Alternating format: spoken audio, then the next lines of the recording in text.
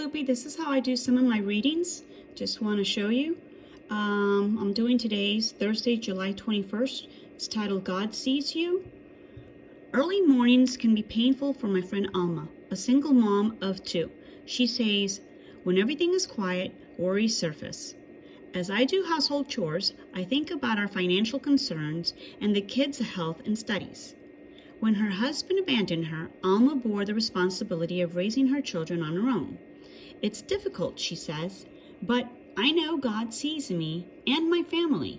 He gives me the strength to work 2 jobs, provides for our needs, and lets my kids experience His guidance each day. Hagar, an Egyptian maidservant, understood what it meant to be seen by God. After she got pregnant by Abram, she began to despise Sarai, who in turn mistreated her, causing Hagar to flee to the desert. Hagar found herself alone, facing a future that seemed bleak and hopeless for her and her unborn child. But it was in the desert that the angel of the Lord met her and said, "The Lord has heard of your misery." The angel of God gave Hagar guidance on what to do, and he assured her of what the future would hold.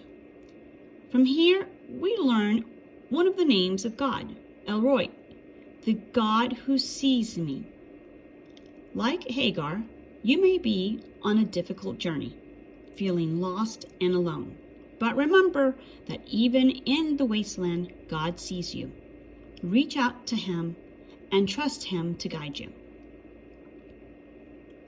Question: how could knowing God as El Roi, the God who sees, change your view of your current circumstances? How can you respond to Him? Prayer. Dear God, thank you that I'll never have to journey through life alone. I know that you see me and will always be with me. Today's reading comes from Genesis 16, 7 through 16. We just read God Sees You, Genesis, verse 16, 7 through 16. So you open your Bible and you locate 16 and you go to 7 and start reading from there. The angel of the Lord found Hagar beside a spring of water in the wilderness along the road to Shur. The angel said to her, "Hagar, Sarai's servant, where have you come from, and where are you going?" "I'm running away from my mistress," Sarai said. The angel of the Lord said to her, "Return to your mistress and submit to her authority." Then he added, "I will give you more descendants than you can count." And the angel also said, "You are now pregnant and will give birth to a son. You are to name him Ishmael, which means God hears. For the Lord has heard your cry of distress. This son of yours will be a wild man, as untamed as a wild donkey. He will raise his fist against everyone, and everyone will be against him. Yes, he will live in open hostility against his relatives." Thereafter, Hagar used another name to refer to the Lord, who had spoken to her. She said, "You are the God who sees me." She also said, "Have I truly seen the one who sees me?" So that well was named Berlahai Roi, which means well of the living one who sees me. It can still be found between Kadesh and Bered. So Hagar gave Abram a son, and Abram was named Ishmael. Abram was 86 years old when Ishmael was born. Once you've read Genesis chapter 16, verses 7 through 16, you come back to your study Bible and you read the little notes that apply to that reading. It says, Hagar was soon to be an abandoned single mother. She had no choice, power, or authority once a slave, then a woman of privilege carrying Abram's child.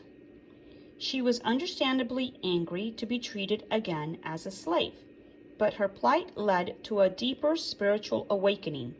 An angel spoke to her personally, saying that the Lord noticed her and heard her distress.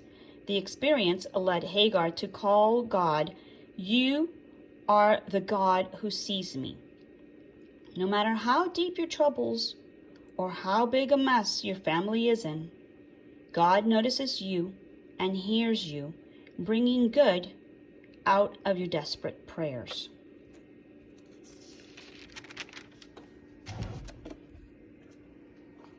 These also apply to our reading of today. Hagar was running away from her mistress and her problem. The angel of the Lord gave her this advice.